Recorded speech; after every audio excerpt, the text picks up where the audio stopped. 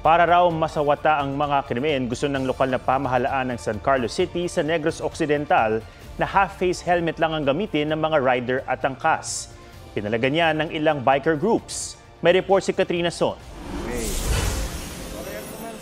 Mula nang magmaneho ng motorsiklo si Noel Pater, full-face helmet ang kanyang ginagamit. Mas ligtas daw sakaling may disgrasya.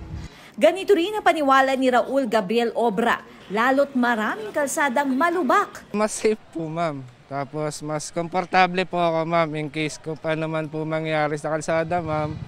Mas tiwala ako na mas safe yung ulo ko. Mas safe po talaga yung full face kasi maraming beses po pag may mga lubak, pag pwede pong tumama dito yung baba, madadamage po yung dito natin.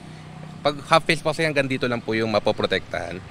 Pero sa San Carlos City, Negros Occidental, ipinasa ang Executive Order 89 nitong katapusan ng Pebrero na nag-uutos sa motorcycle riders at back riders na half-face helmet ang isuot.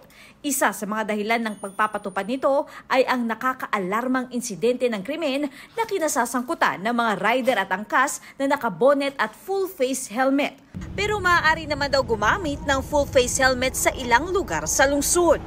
May identify lang kitang area, from that area, masulod ka, kung transient ka, traveler, well, we will allow you to take off your helmet, hindi ka mag-mask para makita ka namon sa CCTV.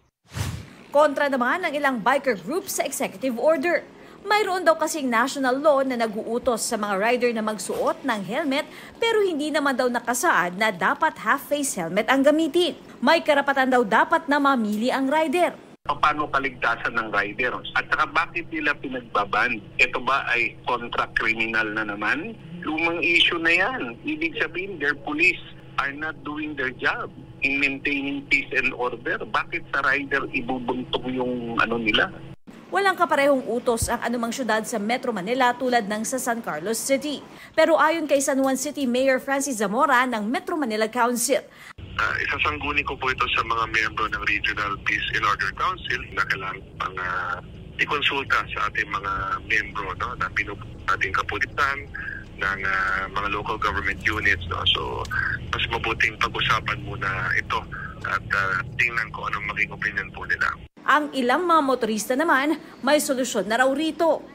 Itong helmet na ginagamit ni Kuya bagong bili raw niya, pwede raw yung gawing full face at half face. Ganito ha, kapag medyo mainit daw, ginagawa niya yan na half face. Katulad yan. Pero kapag talagang matuloy ng takbo niya, kailangan niya gawing full face tulad nga nito. Yan. Wala half face, full face na agad. Pwede full face, pwede half face. Mainit, pwede itaas. Katrina Son, nagbabalita para sa GMA Integrated News. Mga kapuso, alamin ang State of the Nation. Mag-subscribe sa GMA Integrated News sa YouTube. Sa ating mga kapuso abroad, samahan niyo kami sa GMA Pinoy TV at sa www.gmanews.tv.